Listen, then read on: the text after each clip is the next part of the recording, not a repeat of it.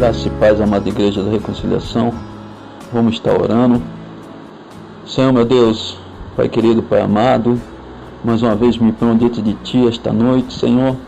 Pedir a Tua misericórdia, a Tua graça, Senhor, Pai, sobre a Igreja da Reconciliação, Senhor.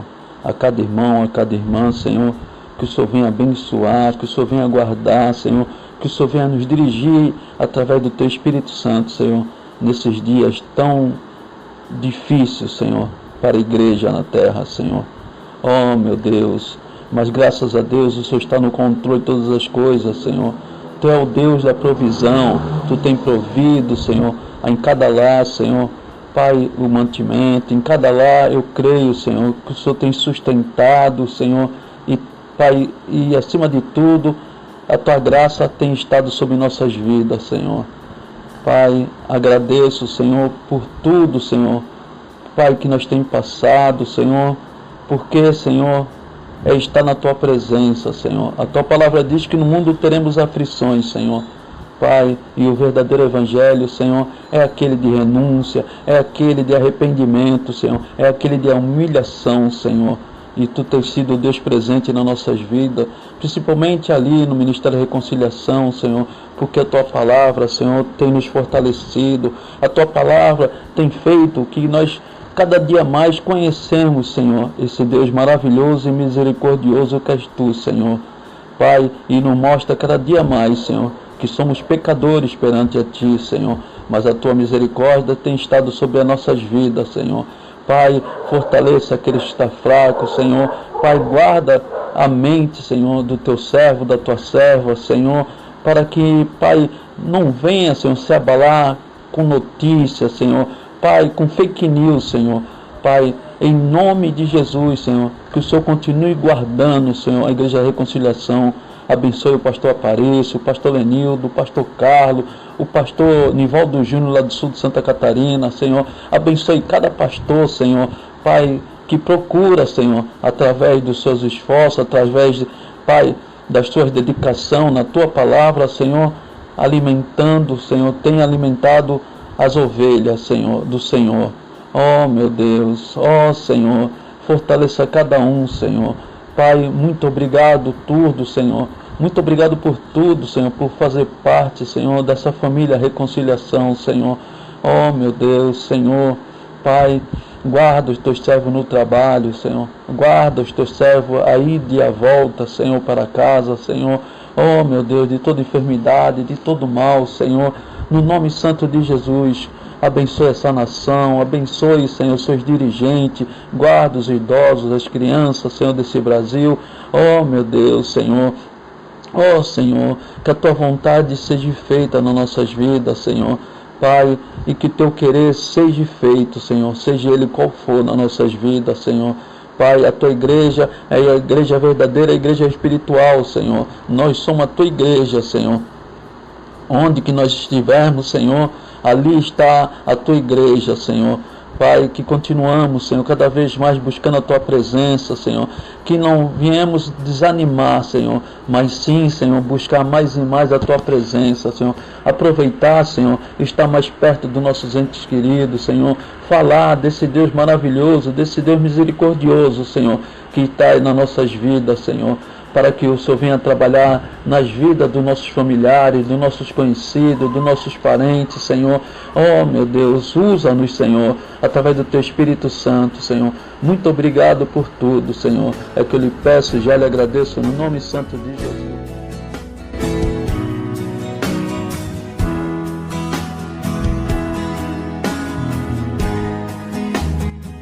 Ler um salmo para a Igreja da Reconciliação. É um salmo pequeno, breve, que algumas vezes já foi ministrado pelo nosso pastor aí na Reconciliação. É o Salmo 121.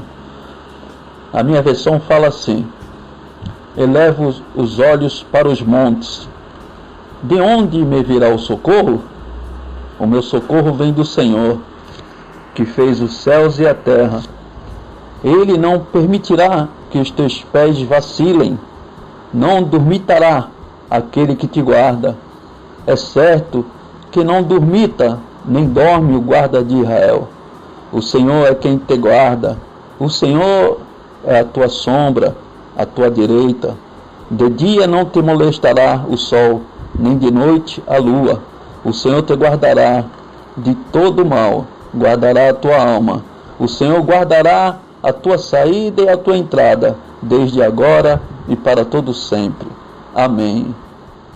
Como todos sabem, né? É um salmo um cântico de romagem, ou de Dregaus, que os peregrinos, quando louvava e cantava esses salmos, quando ia adorar em Jerusalém. Aqui, quando o escritor fala: eleva os olhos para o monte, de onde me verá o socorro. Eles vinham de longe. Alguns passavam dias para chegar no templo ali em Jerusalém. Em Jerusalém, sabe que era num monte, era um lugar alto, e o templo também estava num monte. E eu creio que quando estava chegando perto da igreja, ali perto da igreja, perto do templo para adorar o Senhor, eles olhavam lá de baixo e viam, e olhava para os montes e falava: elevo meus olhos para o monte, mas de onde me virá o socorro? O socorro vem do Senhor, que fez os céus e a terra. Eles sabiam que o socorro vinha do Senhor, do guarda que está presente, do guarda que não dorme, nem de dia nem de noite, do guarda que está na nossa vida, nos guardando, nos dirigindo através do Teu Espírito Santo. É o Senhor que te guarda e me guarda. É o Senhor que não deixa que o mal prevaleça sobre nossas vidas. É o Senhor que está no controle de tudo. É o Senhor que tem estado nas nossas vidas, que nós realmente venhamos colocar cada vez mais o coração e a certeza e a confiança e a fé nesse Deus presente, nesse Deus que não dorme, nesse Deus que é vivo e eficaz. Ele está no controle e continua no controle das nossas vidas, do Ministério da Reconciliação, que Ele venha fortalecer, que você, meu irmão, minha irmã, cada vez mais creia e tenha fé que esse Deus está no controle de tudo e Ele nos guarda de todo mal, porque assim Ele promete e assim Ele faz, através da Tua palavra. Obrigado por tudo, que Deus abençoe cada irmão e cada irmã, abençoe nosso pastor e fortaleça cada um através do Espírito Santo de Deus. Amém, amém, graças a Deus.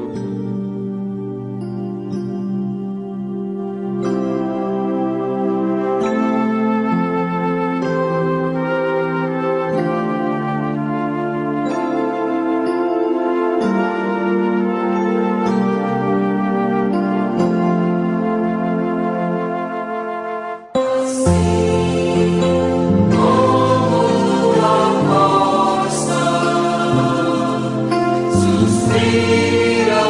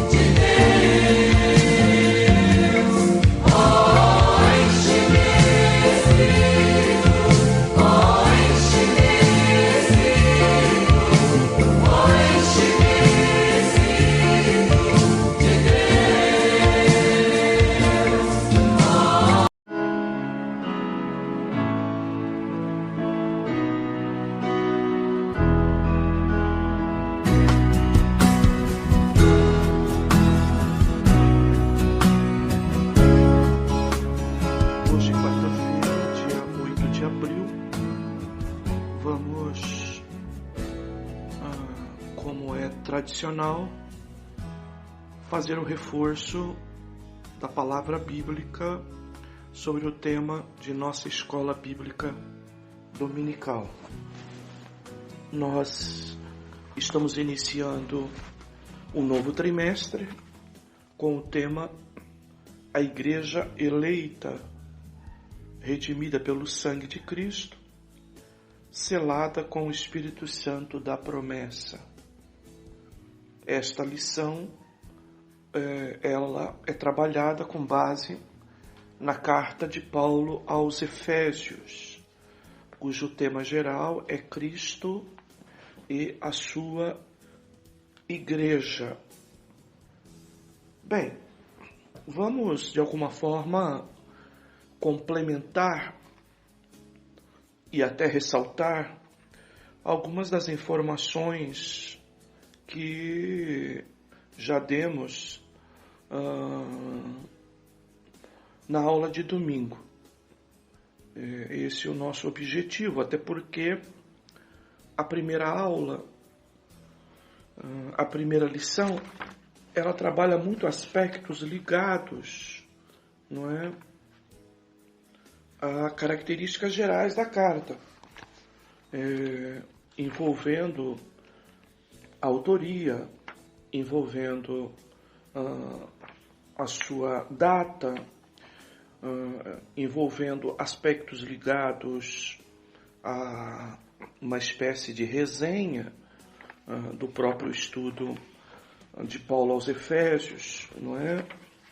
Fala também da assinatura do apóstolo, destaca de que é uma carta escrita na prisão, supõe-se, né, a possível data dessa escrita, e trabalha aspectos de caráter mais históricos, geográficos, que é o contexto, né, de tudo isso, que é a cidade de Éfeso, a religiosidade em Éfeso, a igreja de Éfeso, e então vai trabalhar aspectos ligados ao conceito da saudação de Paulo, sob o ponto de vista da doutrina da graça, perdão, e por fim, trabalham aspectos do propósito e a mensagem da carta aos Efésios. A vós, graça e paz da parte de Deus, nosso Pai, e do Senhor Jesus Cristo. Efésios 1:2. Bem, uma das coisas que o nosso escritor Douglas Batista, que pouco escreve a classe dos adultos, mas como foi observado pelo nosso irmão seminarista Jardel, já escreveu recentemente, não muito distante, um tema para a nossa escola bíblica adultos. Ele parece-me que quer supervalorizar a carta aos Efésios e coloca esta carta como a coroa dos escritos de Paulo. Chega a chamar, inclusive, de rainha das epístolas. E é lógico que ele está buscando isso em algum grupo de teólogos históricos que supervalorizavam esta carta em prejuízo às demais. Bem, eu não vejo assim, tá, queridos? Eu não vejo assim. De todos os textos do Novo Testamento, tá? Em especial das cartas paulinas, eu penso que a nossa riqueza maior está nos escritos de Paulo aos Romanos. A carta de Paulo aos Romanos é, sem dúvida, um tratado teológico de muito maior influência e de muito maior profundidade para o uso da igreja. É óbvio que, ao lado do Evangelho de João, em especial, são os dois grandes textos do Novo Testamento capazes de formar, não é, uma mente saudável de doutrina, sem qualquer tipo de dúvida. Bem, interessante que no livro que acompanha a revista e que nós disponibilizamos para os professores, ele chega a citar, que para mim me traz mais preocupação sobre o conteúdo da lição. Ele cita, não é, o teólogo e filósofo humanista Erasmo de Roterdã, não é? 1466 a 1536, que considerou que por meio de Efésios, Paulo ensinou que, embora a graça do Evangelho tenha sido prometida aos judeus, ela foi subsequente e corretamente estendida aos gentios pelo decreto eterno de Deus, e era seu dever levar até eles essa mensagem. Bem, ainda que o citado seja algo coerente e com sustentação ao propósito de Deus alcançar a todos, independente de sua origem, e ir além do aspecto da salvação ao público judaico, não é? E que Paulo trata especificamente desse assunto na carta.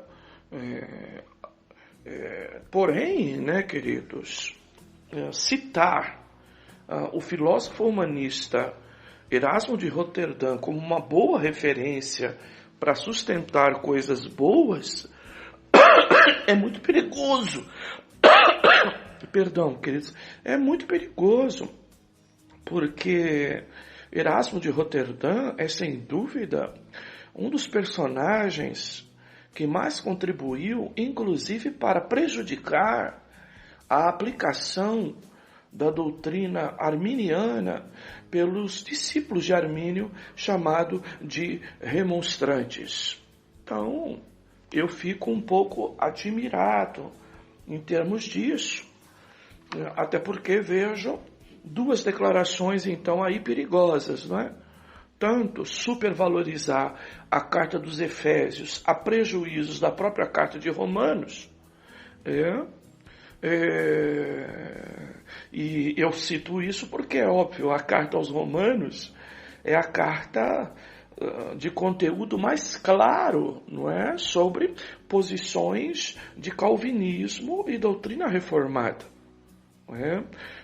O próprio Lutero, não é?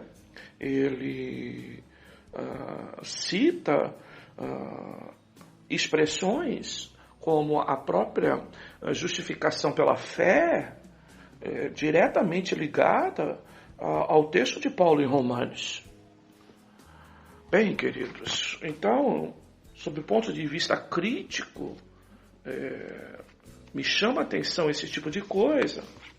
E, como disse, espero que isso de alguma forma não nos traga, não é, mais prejuízos de comentários de tendências remonstrantes, tá? Já que o nosso autor parece-nos que supervaloriza Erasmo de Roterdã. Bem, a questão da autoria e da data, mais especificamente a autoria da data, para começarmos, não é? Trabalha dentro de um cenário um pouco conflitante. Ao longo da história, a carta aos Efésios foi muito questionada de que realmente ela haveria sido escrita por Paulo. Bem, Saulo era um israelita que falava língua aramaica em sua casa. Ele era herdeiro da tradição do farisaísmo, estrito observador das exigências da Torá. E mais, avançado em judaísmo, não é? Do que a maioria dos seus contemporâneos. Por outro lado, ele era um judeu da dispersão, nascido em Tarso da Cilícia, uma metrópole com um governo autônomo. Isso você pode conferir lá em Atos 21:39. O imperador Júlio César, por exemplo, dera aos moradores de Tarso, não é, os direitos e privilégios da cidadania romana. E desse modo, então, Paulo, não é, era o seu nome romano, como nós vamos conferir em Atos 22:3.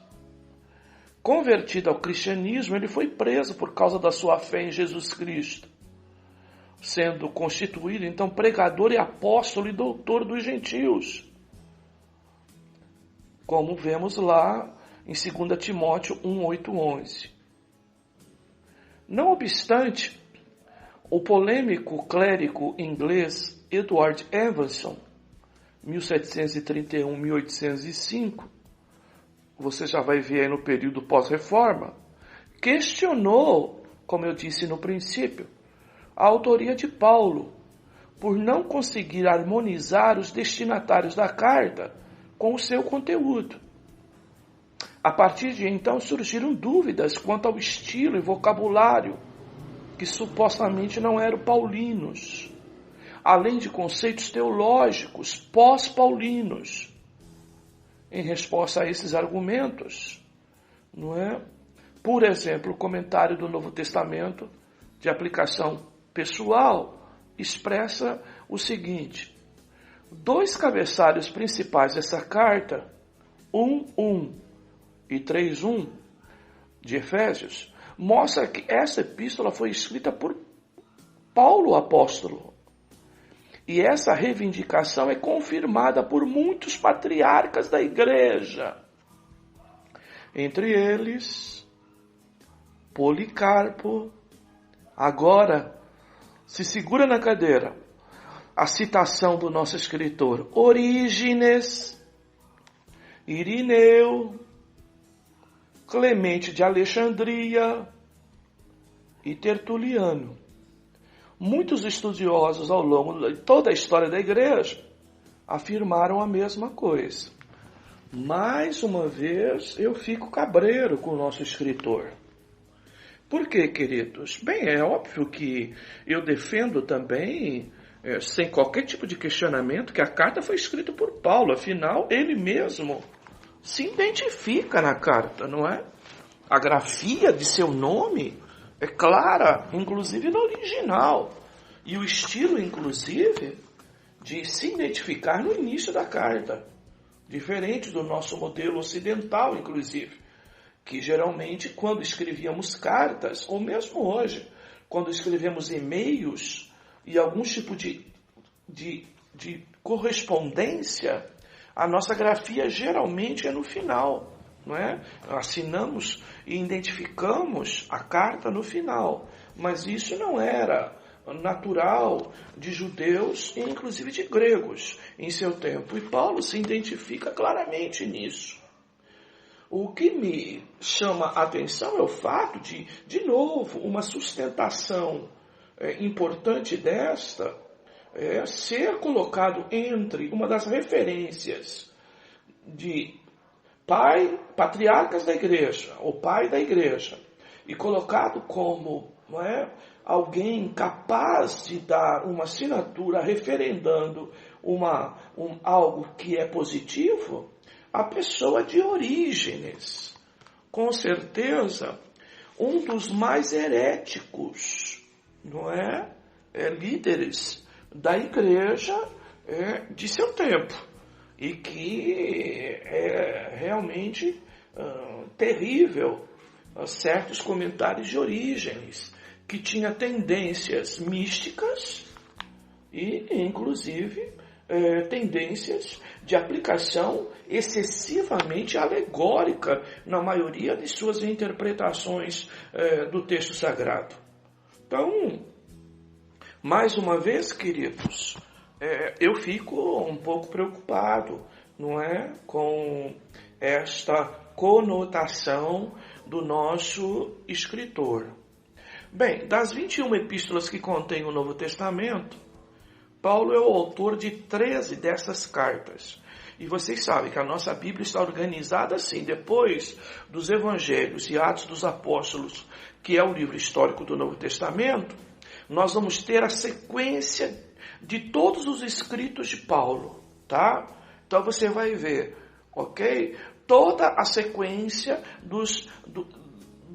das cartas de Paulo. Então, o Novo Testamento, ele é organizado a partir de Romanos. A primeira carta é a mais importante, por isso a primeira, não é, do Novo Testamento na organização da Bíblia ou da biblioteca, ela primeiro organiza todas as cartas de Paulo. É uma organização por escritores, tá? Por escritos, tá?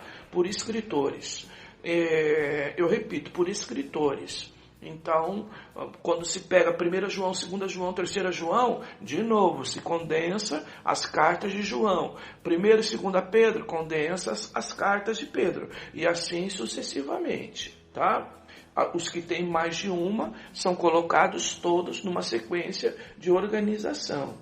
Bem, as cartas, então, de Paulo, que são 13, elas são geralmente divididas em 4 grupos.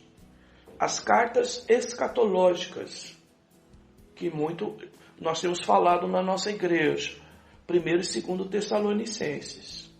Temas ligados à volta de Jesus, à grande tribulação, tá?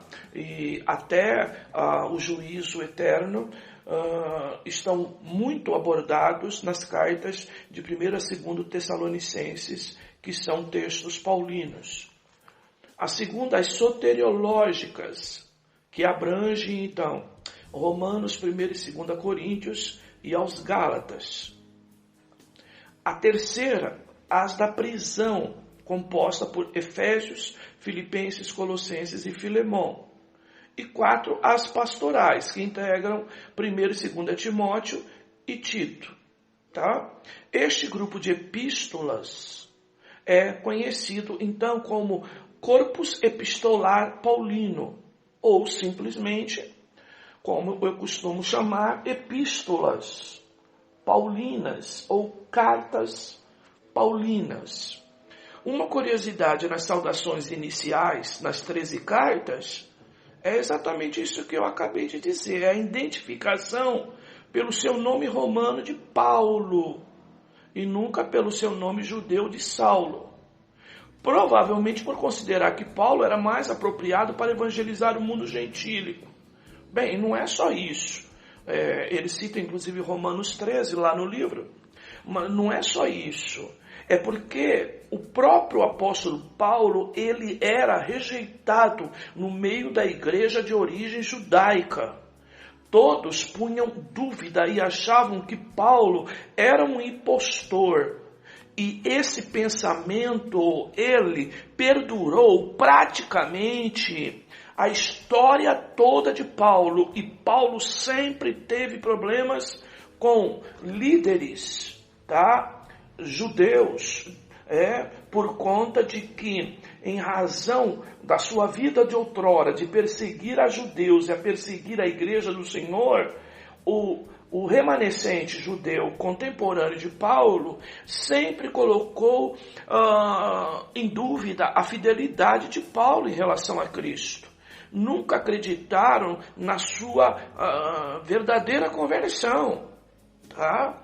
E isso, tá, irmãos, mostra de fato algo importante até para nós do Evangelho. Que sabemos muitas das vezes que as pessoas rejeitam a nós, tá? E não estou falando apenas de pastores e pregadores. Eu estou falando, mesmo nós que eventualmente somos desconhecidos, não temos relevância no mundo teológico, tá? Mesmo dependendo de certas situações, é possível que a gente crie uma massa de pessoas que põem em dúvida a nossa conversão verdadeira. E isso se tornou realmente uma pedra, tá? No calcanhar de Paulo. Há quem diga, inclusive, que o espinho na carne dele poderia também ser isso. Tá? A dificuldade que ele teve. Paulo praticamente, amados, foi pregar para o mundo gentil, porque os judeus não o aceitavam. Então, mais que natural, Paulo, então, se apresentar como Paulo. O seu nome em romano ou gentílico, e não em Saulo. Não é? Seu nome em judeu, não é? Judaico. E como já dissemos até na aula anterior, você vai ver lá que você só vai ter uma diferença no nome de Saulo ali. Você vai ver que toda a raiz dele está relacionada a Saul, não é? É Saulo, não é? Então você pode ver que é possível até que esse nome Saulo seja uma referência, não é? A judaica, alguém que quis, na sua família, reconhecer, homenagear o próprio Saul, tá? O primeiro rei de Israel. Bem, queridos, e até por isso a tendência de Paulo de ser um grande soldado, não é? Quase um militar a nível realmente de general, de coronel, de general, na nossa linguagem, não é? Bem, outro detalhe relevante é que em 7 das suas cartas, Paulo reivindica explicitamente a sua autoridade apostólica com a ressalva, pela vontade de Deus. Isso significa que o seu chamado e apostolado não era da parte dos homens, principalmente aí a intenção é dar uma cutucada nos judeus, tá? E nem por homem algum, mas por Jesus Cristo e por Deus Pai, que o ressuscitou dos mortos.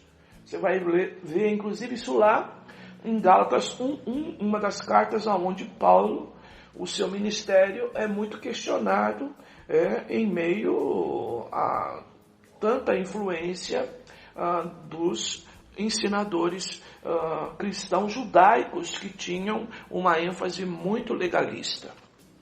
Bem, queridos, uma epístola da prisão.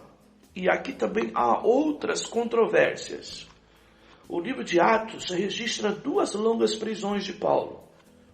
2 anos em Cesareia, você pode conferir lá em Atos 24, 1 a 27, e 2 anos em Roma, Atos 28, 16 a 31. Outra notável prisão anotada pelo historiador evangelista Lucas aconteceu em Filipos por causa ou por ocasião da sua segunda viagem missionária. Atos 16, 19 a 26. É óbvio que esta prisão menor, tempo menor. Escrevendo aos Coríntios, o apóstolo testemunhou que fora feito prisioneiro diversas vezes. Então precisamos compreender, quando falamos de as prisões do apóstolo, realmente é mais de uma, tá bom? E ele cita isso aí, eu vou repetir 2 Coríntios 11, 23. Tá? Por isso as diversas expressões que nós inclusive já destacamos na aula de domingo. A discussão entre alguns eruditos refere-se à identificação do local em que se encontrava preso Paulo ao escrever, então, a carta aos Efésios. E o debate concentra-se na historiografia de Atos entre a capital da Judéia, Cesareia, e a capital do Império, Roma. Neste caso, estamos então eliminando a possibilidade dessa carta, não é, ter sido escrita em seu tempo em Filipos, tá? Bem, nesses locais Paulo esteve aprisionado em um total de 4 anos, 2 anos em cada cidade, como já vimos. Outros ainda argumentam a possibilidade de uma prisão não registrada na própria cidade de Éfeso. E aí nós vamos ler lá 1 Coríntios 15, 32. Essa última conjectura, no entanto, é descartada pela ausência de documentos probatórios e de testemunho irrefutável. Assim, em relação ao aprisionamento em Cesareia, sabe-se que, à época, Antônio Félix era o procurador da Judéia. E Félix desempenhou a função durante os governos de Cláudio e Nero. Isso por volta de 52 e 60 depois de Cristo. Após esse período, o procurador foi substituído no governo por Pórcio Festo, nos anos 60. Desse modo, essa prisão de Paulo ocorreu nos últimos 2 anos do governo Félix, a saber, entre 58 e 60. Após a posse de Festo, em virtude de um trama para assassinarem-no, o apóstolo apelou para o tribunal de César em Roma, como nós conferimos lá em Atos 25, 3 e 10. Mas, apesar de ter tido muito tempo livre para escrever na prisão de Cesareia, a maior parte dos estudiosos do corpus epistolar paulino afirma que ele escreveu aos Efésios em Roma e não em Cesareia. Bem, então está aqui alguns conflitos, o que é sempre muito interessante. Eu também sou partidário de que Paulo escreveu esta carta na prisão em Roma, tá? Até por conta, queridos, do conteúdo da carta ser um conteúdo bastante teológico, bastante profundo, de muita intimidade, inclusive, eu penso que isso se deu numa idade um pouco mais avançada de Paulo, onde suas ponderações teológicas são bem mais consistentes e bem mais coerentes. Bem, eu um pouco vou falar sobre a data, porque já exploramos um pouquinho isso na aula de domingo, e lembrando apenas que Tíquico foi o portador das epístolas que nós chamamos de epístolas gêmeas, Efésios e Colossenses. E elas foram despachadas possivelmente na mesma ocasião que a carta Filemão, tá? Nós poderíamos destacar isso em 6:21 e também, lógico, de Efésios, e 4 de Colossenses, versos 7 a 9. Bem, o que podemos destacar sobre esse contexto mais histórico, sobre a cidade de Éfeso, não é? A cidade de Éfeso. O que podemos destacar um pouco mais sobre isso? Bem, por volta de 1050 a.C., invasores gregos expulsaram os habitantes da costa oeste da Ásia Menor e estabeleceram-se na cidade de Éfeso, que significa desejável. Ela ficava localizada no território da Lídia, entre as cidades antigas de Esmirna e Mileto. E em 133 a.C., Éfeso foi anexada à província romana. E aí então tornou-se um centro político, comercial e religioso da Ásia Menor, atual país da Turquia. Bem, o que é importante nós acentuarmos aqui é que a cidade de Éfeso, ela tinha em grande parte uma influência de cultura grega bastante interessante, porque foram os invasores gregos que expulsaram então os habitantes da costa oeste da Ásia Menor e estabeleceram-se ali então na cidade de Éfeso, como falamos, por volta de 1050 a.C., tá? Período de um helenismo bastante alto, bastante assim considerável.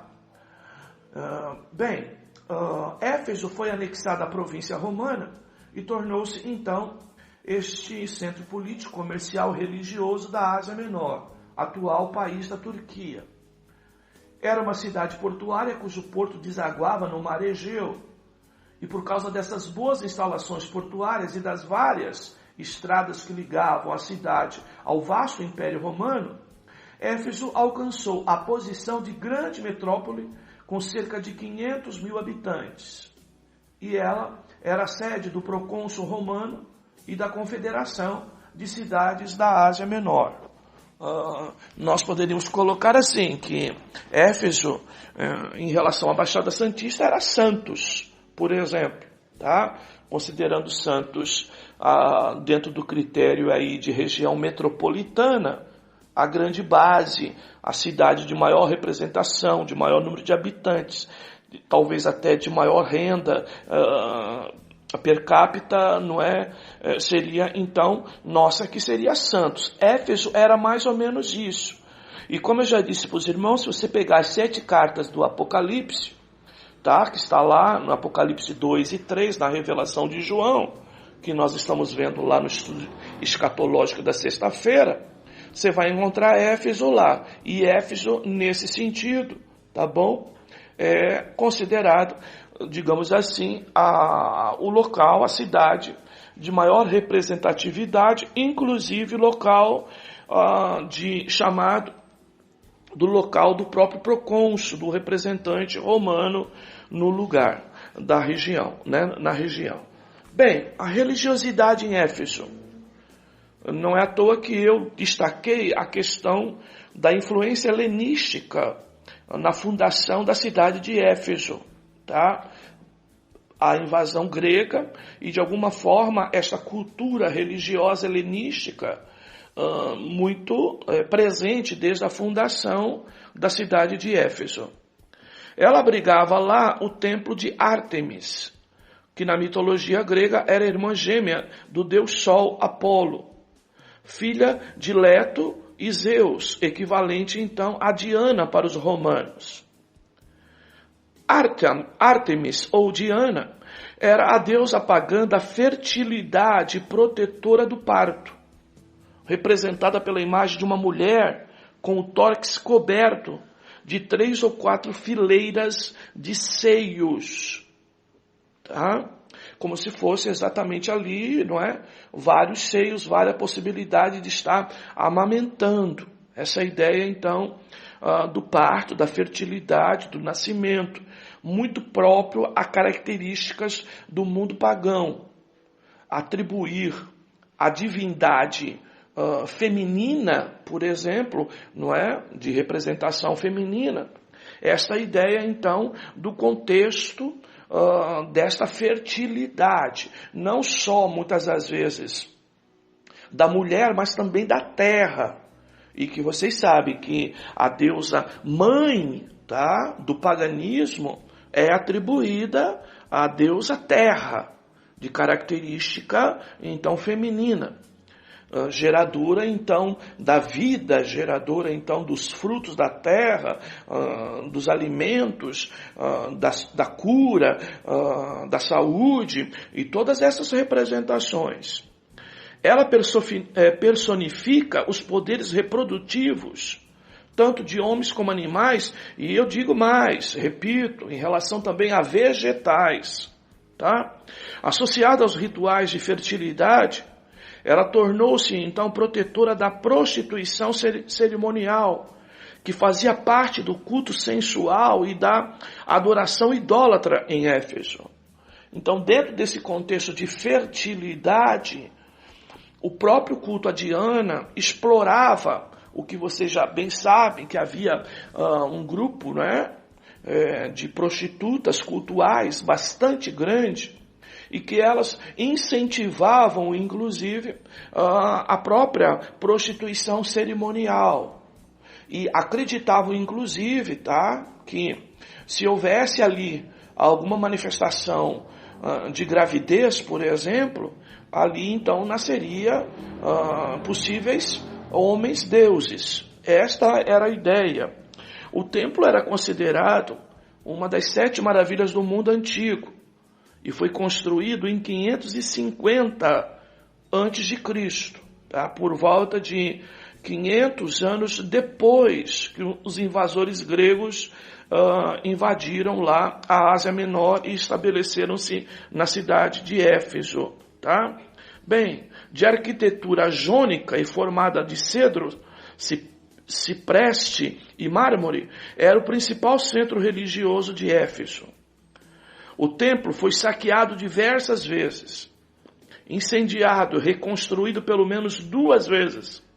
E apesar desses ataques de vandalismos e sucessivas reformas, após a metade do século I depois de Cristo, no período apostólico, a imponência do templo ainda impressionava.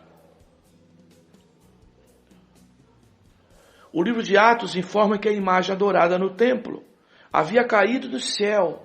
Atos 19:35. Segundo a história, diz que algum meteorito fora recolhido e talhado para moldar a imagem. Essa crendice sinaliza a religiosidade dos efésios, que era permeada de superstições. Então, observem só. O cortejo do templo, que abrangia sacerdotes, sacerdotisas, assidentes, escravos e eunucos, que cultuavam por meio de atos sexuais, indica um nível de depravação e imoralidade naquela cidade. Então, você vai ver idolatria, superstição e depravação moral e atos, inclusive de prostituição em grande escala. O culto idólatra também era estimulado pela crença e pela prática do ocultismo, tá?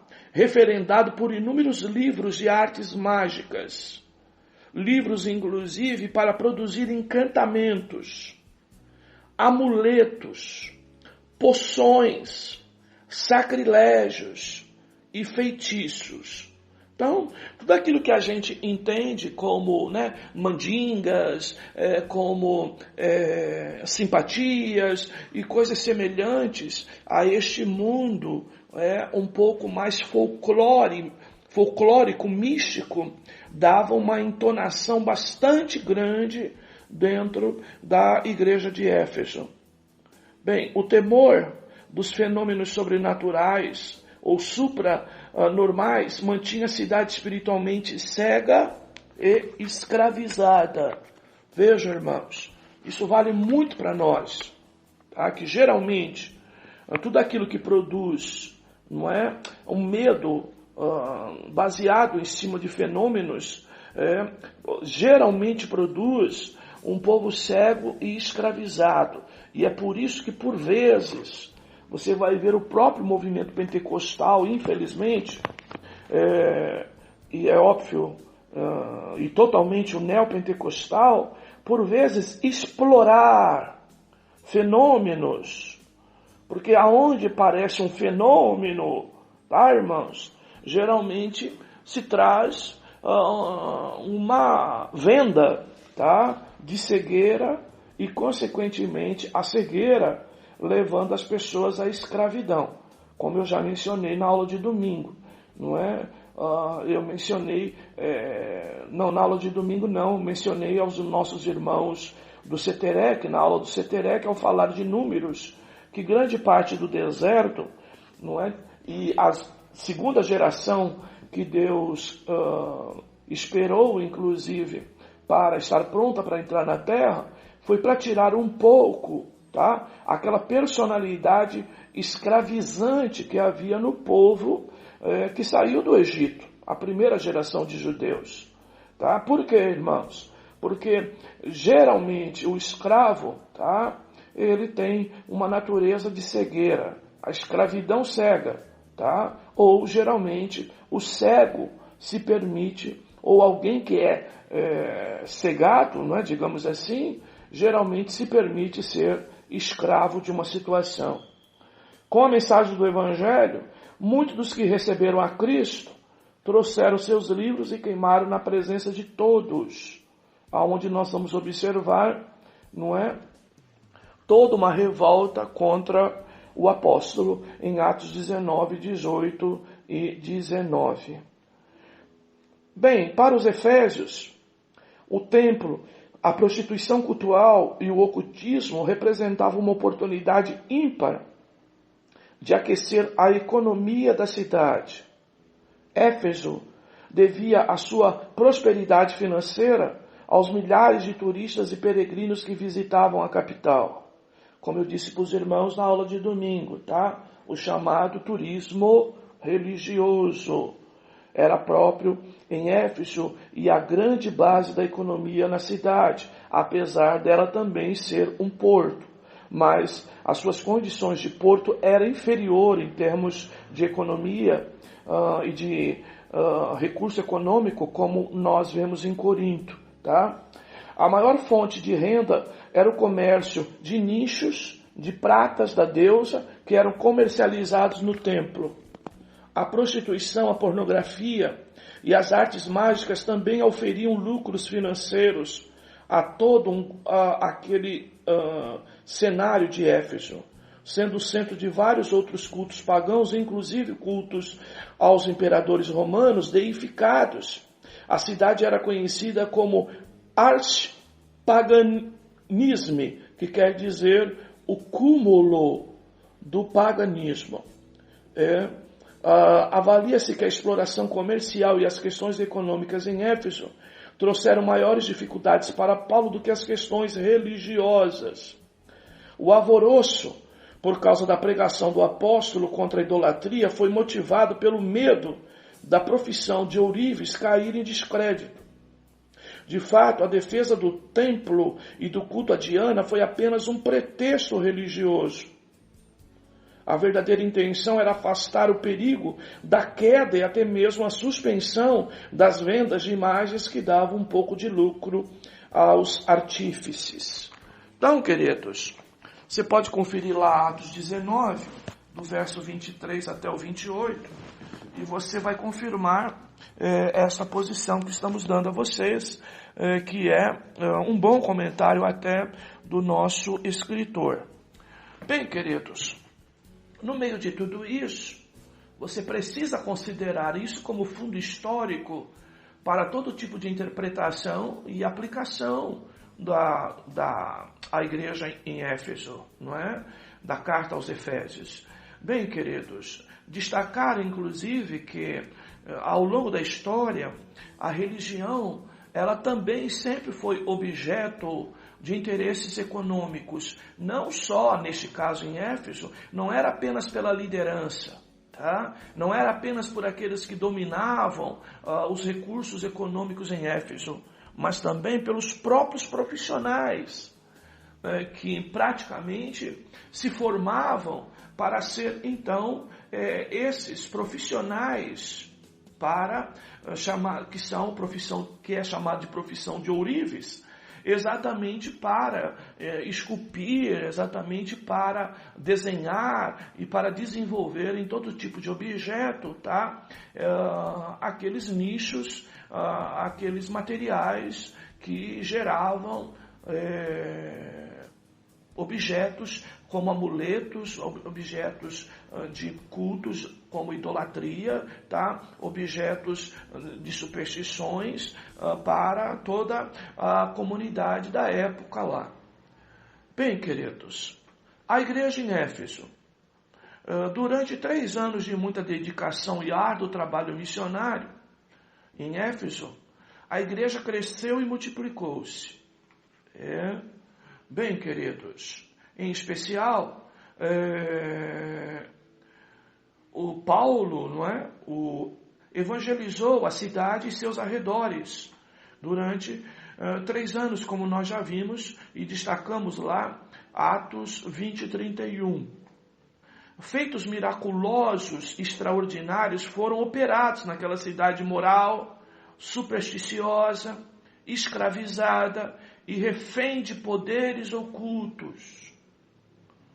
E o poder de Deus sobrepujou a todo tipo de encantamento e poções mágicas, ao ponto de que aquele povo, inclusive, extremamente místico, extremamente ocultista, não por orientação de Paulo, mas eles, místicos, os moradores, e supersticiosos, eles levavam os lenços e aventais do apóstolo para curar enfermidades e expulsar inclusive demônios.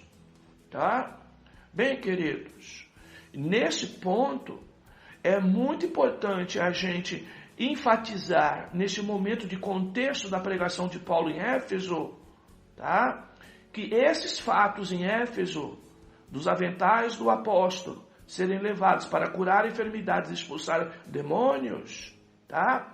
É apenas uma forma de uma narrativa de como as pessoas têm a tendência de misturar as coisas de Deus com as coisas ímpias, tá? Com as coisas, não seriam ímpias no sentido mais técnico, mas das coisas supersticiosas, tá? Numa cultura extremamente pagã.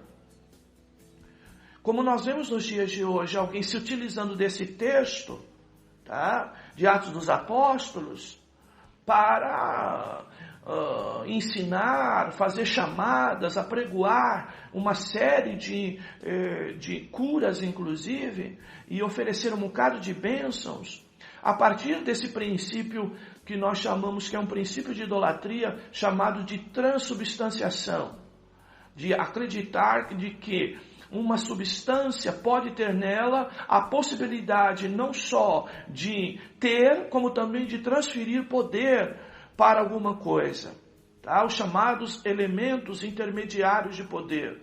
Tudo isso são princípios de idolatria.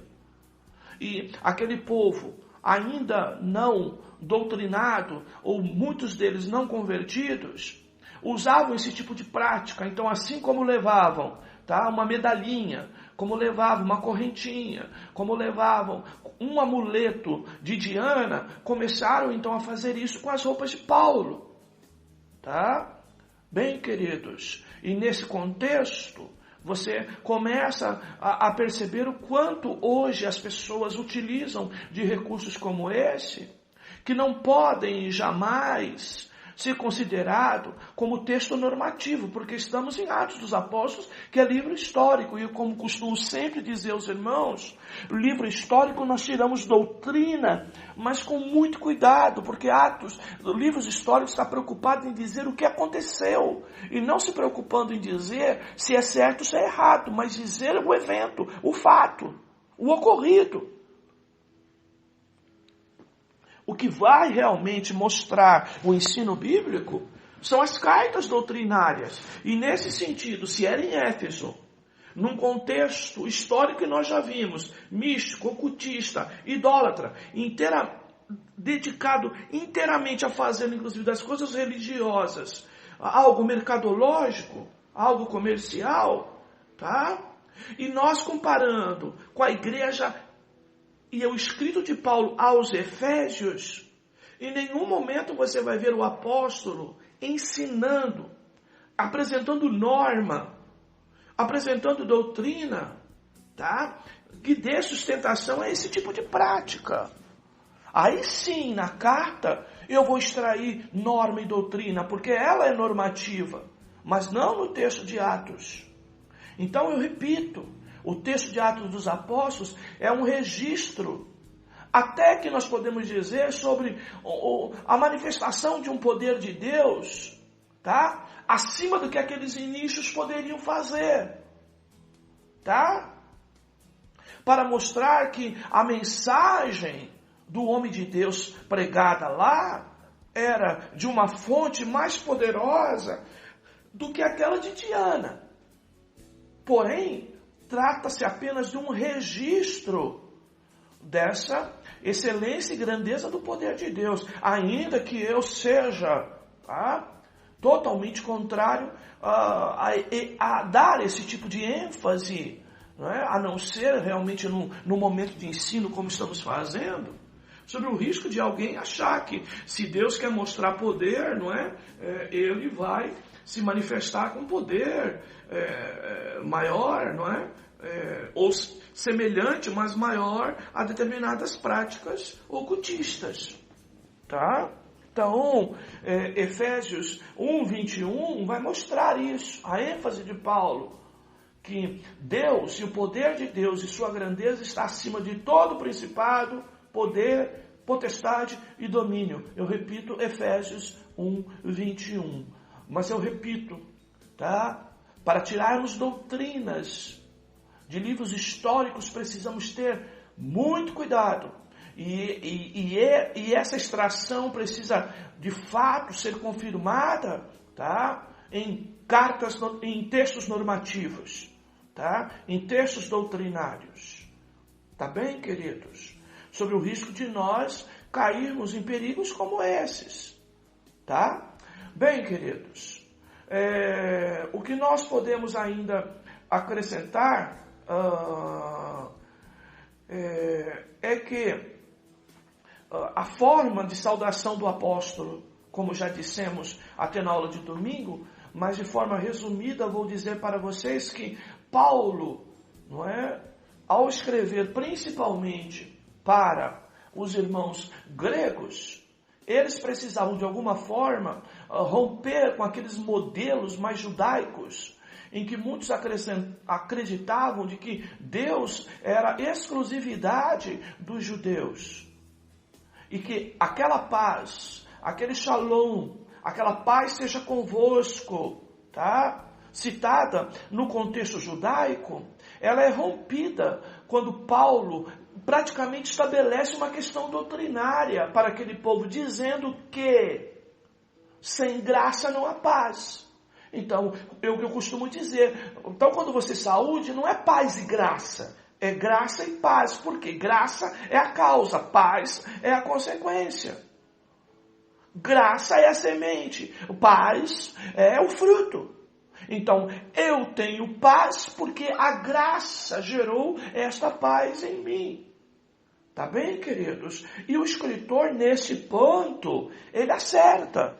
Ele deveria até dizer para os nossos irmãos da Assembleia de Deus, a qual ele é o escritor, de que deveriam adotar, inclusive, essa prática de cumprimentar, de saudação. E ele cita aqui, na sua página lá no livro, página 18, ele cita: Paulo, porém, vai além e eleva a expressão judaica à esfera cristã, acrescentando o termo graça, que não existia na expressão anterior, paz seja convosco.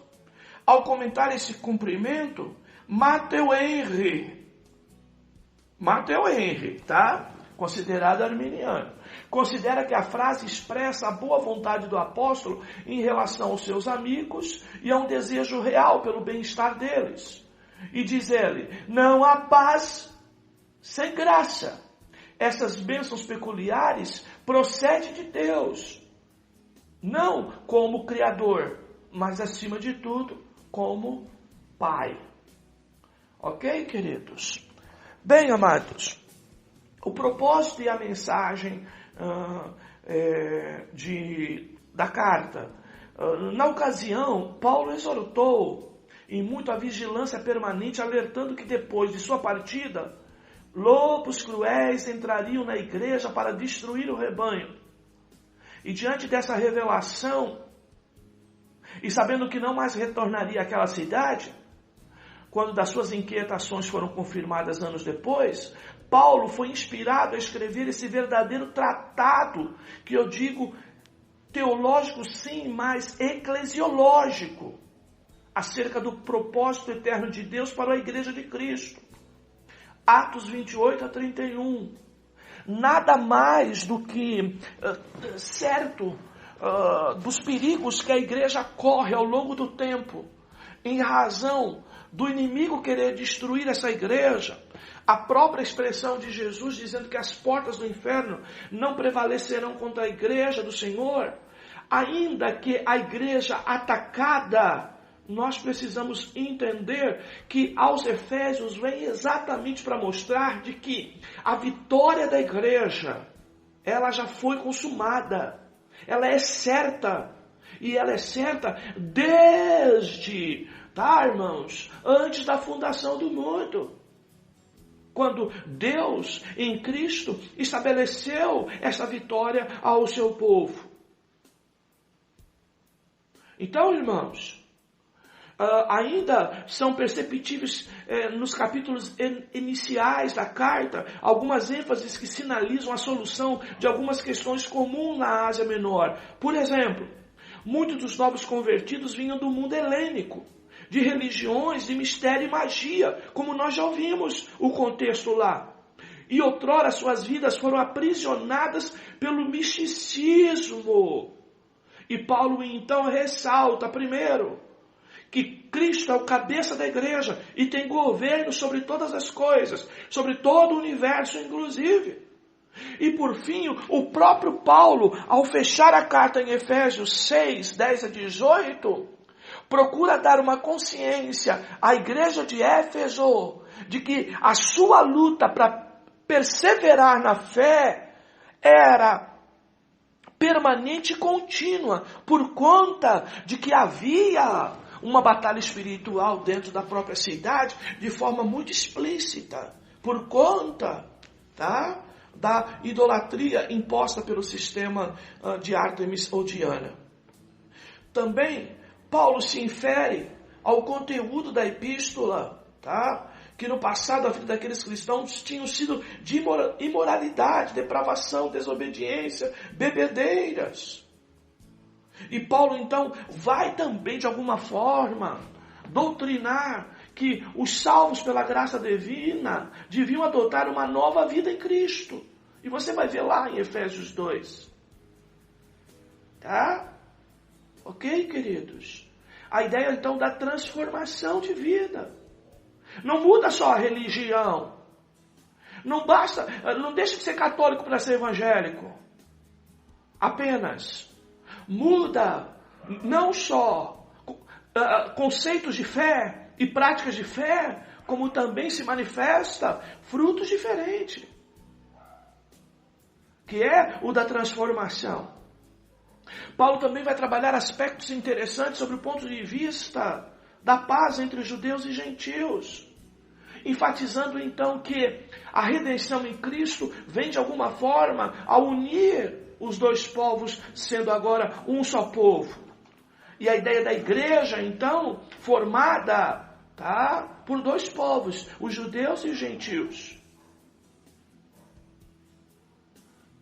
Bem, por fim, toda a mensagem de Paulo aos Efésios, que o escritor da nossa lição diz muito sobre o que Efésios, sua mensagem é o clímax da teologia paulina.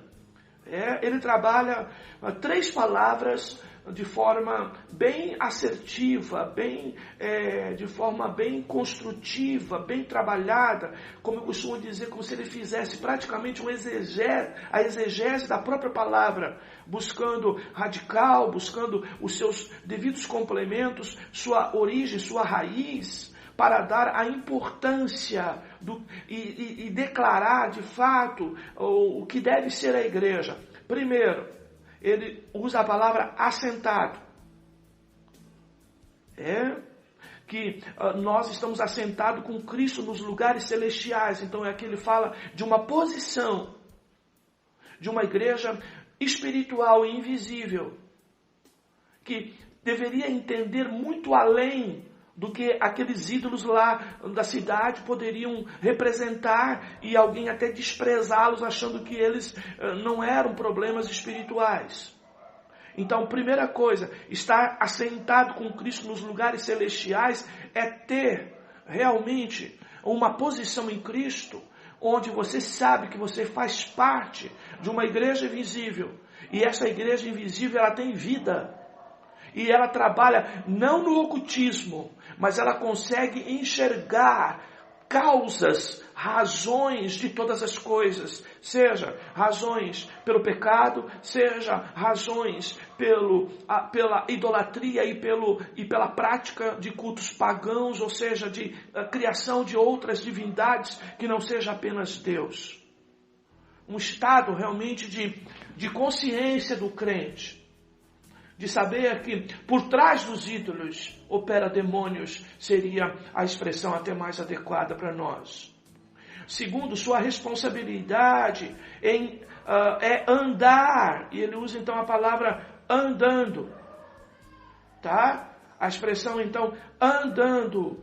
E ele vai então especificar que sua responsabilidade é andar condignamente ao chamado que lhe foi feito. Ou seja, vida prática. Não basta apenas ter uma boa cabeça de cristão, de teologia. Não basta apenas ser ortodoxo.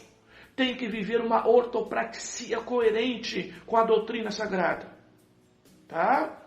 E por fim, ele vai trabalhar a ideia da firmeza ou firmado, a palavra firme. E aí ele vai usar essa importância de que no meio de uma grande batalha nós não podemos, estarmos duvidosos. Nós não podemos ter medo, não ter receio, mas nós temos que ter firmeza. Então, 3 palavras que mostram bem em detalhes o que é uma igreja de verdade, que sabe que é corpo de Cristo, precisa primeiro estar assentado, é um lugar onde você está fixado, um lugar em que você faz parte e é no reino espiritual. Segundo, andar, a nossa vida cotidiana tem que ser coerente com esse assentado em Cristo. E em terceiro lugar, também nós temos que andar com firmeza, ou permanecer firme. Por quê? Porque sabemos que seremos atacados. Tá?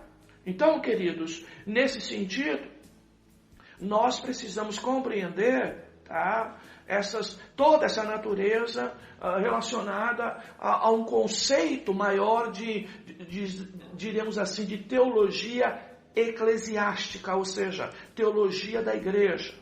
Não é? Que é uma matéria, inclusive, teológica fantástica. Embora a Igreja de Cristo e o plano de redenção seja o foco da epístola, é óbvio, infelizmente, a doutrina pentecostal ela sobrepõe a terceira pessoa da Trindade, tá? A todo o conteúdo e objetivo principal da lição. Tá? E ela começa então de alguma forma a explorar conceitos mais pentecostais, tá? Então ela vai falar, destaca a descrição do Espírito Santo da promessa, vai destacar a garantia e o penhor da experiência de salvação, o seu desempenho em capacitar o crente a ter intimidade com o Pai e a revelação do mistério da igreja que estava oculta. O que nós precisamos tomar cuidado é que geralmente, não é?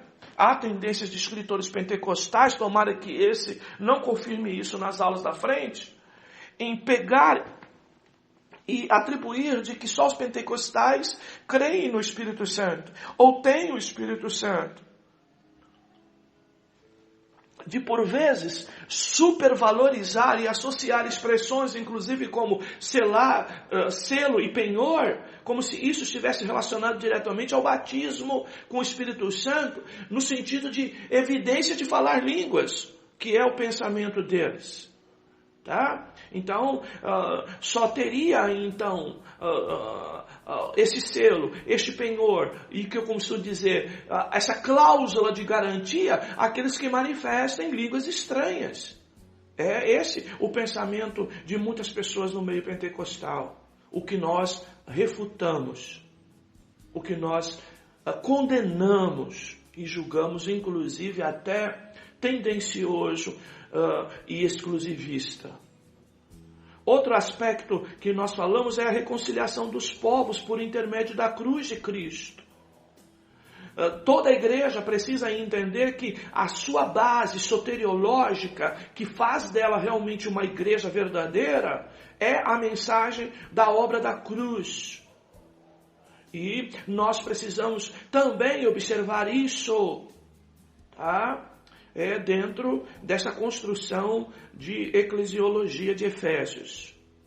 Outra coisa interessante, a salvação, a justificação, o perdão, a ênfase que Paulo dá ao tema graça. Seja no cumprimento da graça, não é? Da saudação da graça para se ter paz, e que sem paz e sem graça não tem a paz verdadeira, tá? Porque ela é conquistada pelo favor de Deus e não pelos nossos méritos. Entender que a graça é a razão da salvação, que a graça é a base da doutrina da justificação pela fé, que a graça, inclusive, é a razão pela qual uma igreja existe. Em termos gerais, a carta assevera que o pecador é justificado, não é? Unicamente pela graça divina. E eu gosto quando escritores, não é? Ou por cometer um erro, ou por não querer às vezes dizer isso, mas às vezes escrevendo, que é unicamente pela fé na graça divina.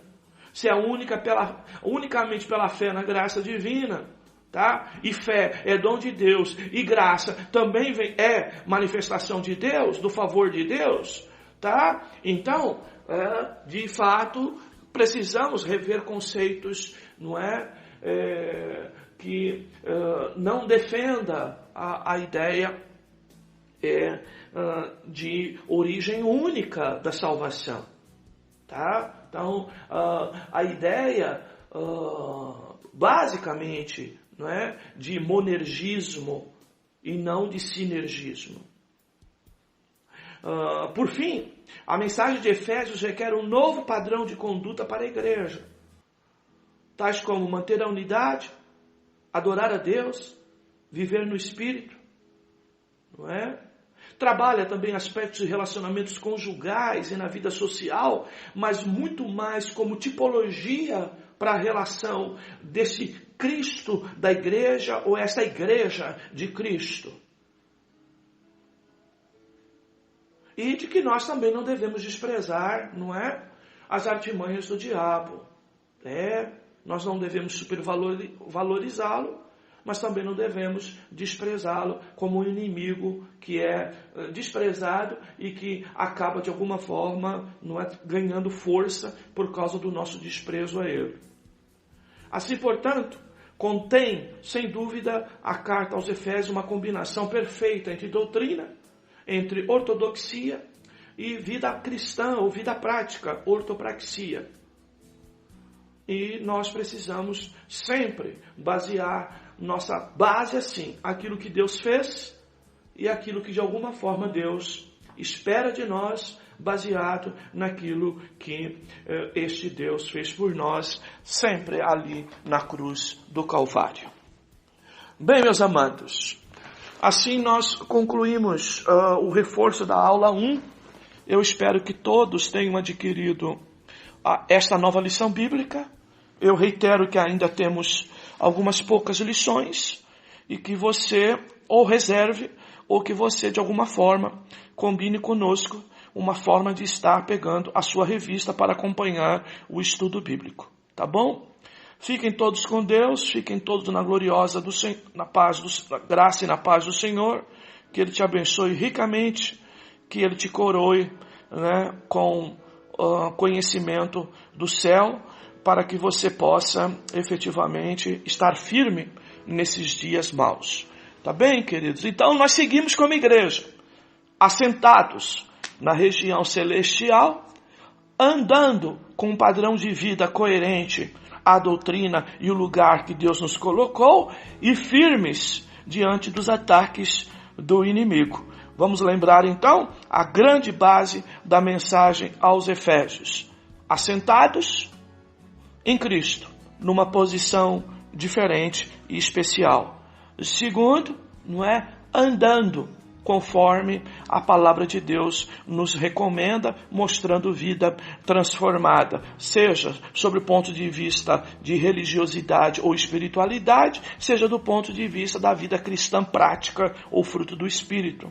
E por fim, não desprezemos que existe sim uma batalha espiritual, não essa apregoada aí por fora, mas uma verdade sobre realmente uma batalha espiritual, como o texto de Efésios 6 nos mostra, e que nós devemos então entender que o ataque do mundo, do pecado, do inimigo contra nós, isso é um fato real e que nós precisamos, diante deste ataque, permanecermos firmes. Afinal, nós estamos assentados nas regiões celestiais.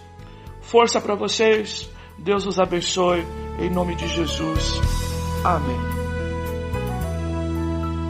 Mesmo que às vezes tenha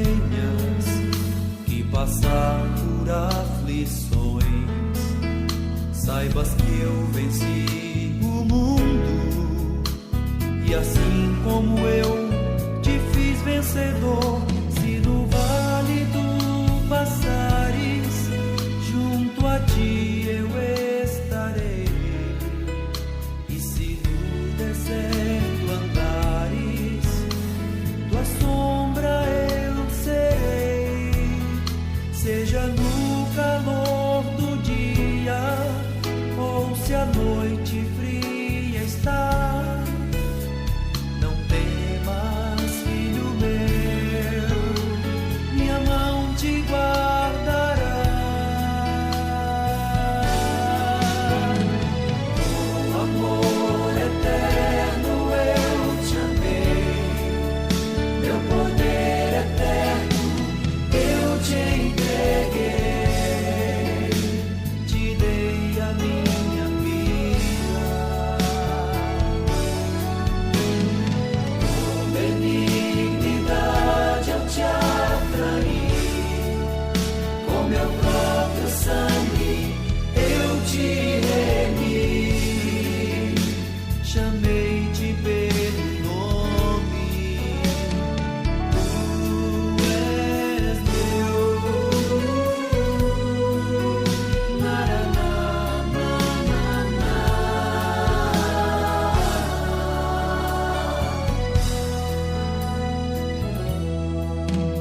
mesmo que às vezes tenhas que passar por aflições, saibas que eu venci o mundo, e assim como eu te fiz vencedor, se no vale tu passares, junto a ti eu estarei, e se no deserto andares, tua sombra eu serei, seja no calor do dia, ou se a noite fria está, não temas, filho meu, minha mão te guardará.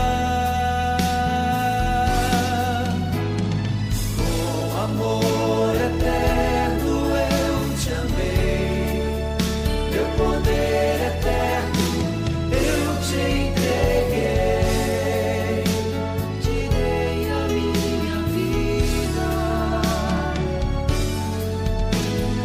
Com benignidade eu te atraí, com meu próprio sangue eu te remi, chamei-te pelo nome, tu és meu. Com amor eterno eu te amei, meu poder eterno eu te entreguei, te dei a minha vida. Com benignidade eu te atraí, com meu próprio sangue eu te remi, chamei-te pelo nome, tu és meu,